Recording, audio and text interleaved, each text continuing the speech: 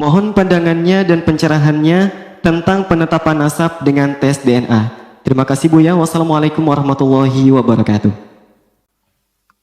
Penetapan nasab dengan DNA. Ketahuilah bahwa Islam sangat jelas. Di dalam menetapkan nasab ada ilmunya. DNA tidak masuk dalam hal ini. Dan justru bahaya sekali kalau sudah orang masuk pembahasan-bahasan seperti ini. Urusan nasab jangan dihubungkan dengan urusan DNA. DNA baru berguna nanti adalah misalnya untuk masalah kejahatan, untuk mencari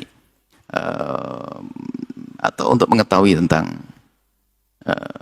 bukan urusan nasab. Kalau nasab sudah ada di dalam Islam, hati-hati, bahaya sekali nanti. Sebab kalau DNA itu nggak kenal akad nikah, biarpun nggak nikah, DNA bisa saja nyambung, tidak ada pernikahan. Sementara di dalam Islam ada namanya pernikahan yang sah. Jadi untuk dianggap ini keturunannya siapa adalah dengan pernikahan yang sah. Makanya menentukan nasab adalah dengan istifadhah. Misalnya di kampung itu sudah didengar bahwasanya si A anaknya si B. Sudah, jangan banyak tanya. Selagi orang ngomong itu anak saya, benar anakmu? Iya, selesai. Jangan bertanya ribut nikah kamu di mana dan Anda ini fudul, kurang ajar. Cukup dia mengatakan anak saya, selesai. Atau pengakuan atau di masyarakat sudah mengatakan oh anaknya fulan. Di kampung Anda sudah tahu bahasa Anda anaknya ibu Anda, sudah tahu semuanya. Itu sudah cukup.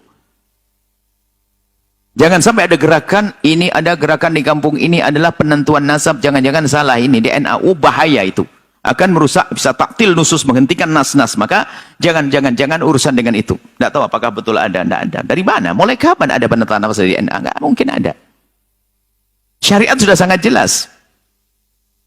Pernikahan yang sah, biarpun itu pernikahan di luar Islam, sebelum orang masuk Islam, pernikahan non-muslim dengan non-muslim diakui nasabnya dalam Islam. Seorang Nasrani dengan Nasrani, pernikahan yang sah menurut agamanya, keturunannya dianggap sah. Jadi dengan pernikahan nanti yang benar. Atau mungkin masalah wati syubhat dan sebagainya, masalah ilhaqun nasab itu karena penyambungan nasab. Yang jelas DNA tidak bisa dan itu bahaya sekali. Wah, ini bisa merusak, naudzubillah. Bisa menjadikan orang meninggalkan syariat gara-gara ini. Belum lagi masalah DNA itu sudah kita putus, nggak boleh, nggak ada. Penetapan nasab dengan DNA sudah selesai. Akan tapi kita melihat permasalahan DNA, bisa saja tentang alatnya mungkin tidak akurat atau tidak benar atau rusak dan sebagainya. Kemudian orang yang menanganinya mungkin tidak jujur dan sebagainya. Itu bisa jadi begitu, akan tapi tidak usah sampai ke situ deh. Anggap saja menangani jujur, benar, alatnya paling hebat dan sebagainya, tetap tidak bisa untuk menetapkan nasab. Untuk qarinah tentang untuk satu hal sah, tapi untuk menentukan nasab tidak boleh. Apalagi sampai membatalkan nasab, naudzubillah, qadzaf. Membatalkan nasab, orang ini bapaknya ini dikatakan tidak sah gara-gara DNA. Anda sudah datangkan siapa bapaknya. Kalau tidak ada dicabut 80 kali. Hati-hati. Jangan main-main DNA. Anda misalnya sudah tentu. Anda anaknya si fulan. Kemudian saya kok iseng. Langsung cari DNA. Wah, nggak bener kan DNA. Nggak bisa. Kalau ini bukan bapaknya siapa? Ayo. Kalau kita tidak bisa menentukan, maka saya dicambuk. Hati-hati. Intinya, jangan main-main DNA deh. DNA adalah masalah penemuan-penemuan baru. Tapi bukan untuk menentukan nasab. Hei hamba Allah. Jangan bikin gaduh malah dalam umat. Kalau sudah ini, kalau DNA ini diterapkan, wah ini heboh semuanya.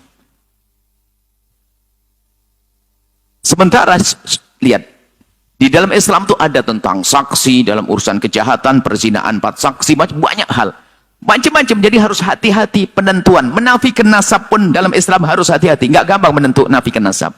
Dalam urusan li'an misalnya, menafikan nasab hati-hati. Menentukan nasab adalah ada rambu-rambunya. Maka ingat, kalau sudah kita yakini bahasanya orang itu nasabnya sambung, sudah, Anda jangan banyak tanya. Jangan Anda meragukan. Kalau Anda meragukan, Anda menuduh dia berzina. Naudzubillah. Nuduh orang berzina adalah dosa.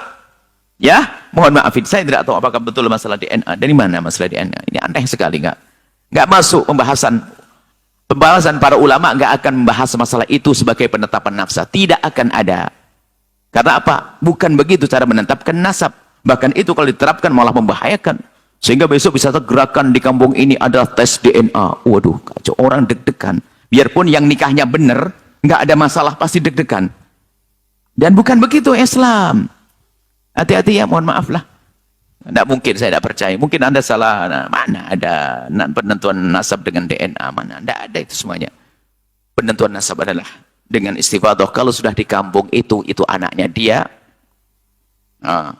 maka itu selesai. Jangan. Jadi tidak diperkenankan sama sekali menentukan nasab dengan DNA sama sekali. Dan tidak perlu kita masuk ke wilayah itu. Baik untuk membuktikan hanya sekedar coba-coba.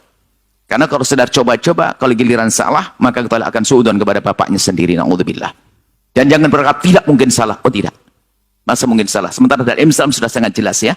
Mohon maaf ya, jangan main-main urusan itu. Nggak ada lah. Nggak akan ada dibahas masalah ini. Semoga Allah menjaga kita pada sesama tetap indah, husnudon. Jangan sampai kita duga tetangga kita zina, itu bukan zina, DNA-nya nggak cocok, itu zina, na'udzubillah. Bahkan rancuh dunia ini dengan hal yang semacam itu. Cukup syariat Islam adalah indah, menjaga semuanya, insya Allah. Jadi kesimpulannya tidak perlu dan jangan sampai yang demikian itu. Termasuk dulu kita pernah sampaikan, mengetes tentang keperawanan, nggak boleh itu semuanya. Itu dari pemikiran dari mana ngetes keperawanan? Orang hilang keperawanan bisa saja karena jatuh dan sebagainya. Hanya karena jatuh kemudian hilang keperawanan lalu bilang zina. Oh, Masya Allah, nggak ada itu semuanya. Islam indah, Islam indah. Makanya ketahuilah Islam, maka Anda akan mengerti bagaimana Anda menjelaskan tentang permasalahan umat, insya Allah. Mohon maaf, insya Allah.